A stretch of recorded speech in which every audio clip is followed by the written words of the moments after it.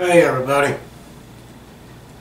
I regrettably bring bad news, but I felt like I needed to pay my respects to Shane.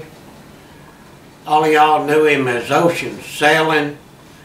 He was a regular on this channel and a regular on Hootie Who's channel, always commenting and cutting up and such. We got to be pretty good friends through emails and things. Just very, very nice fella.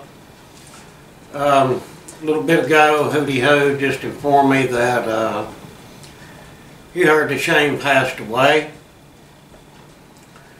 I know Shane had a accident here a little while back where he fell, and apparently the injuries were a lot worse than what he was letting on. This man was a veteran. I have a couple of them photos to show you that he had sent me.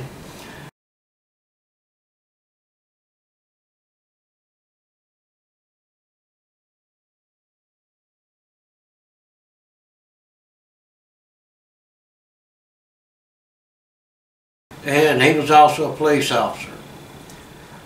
So he was always fighting for our rights or fighting to keep us safe. Just, you know, good people. Well, I just wanted everybody to know, and if Shane's family happens to see this, my deepest condolences go out to y'all.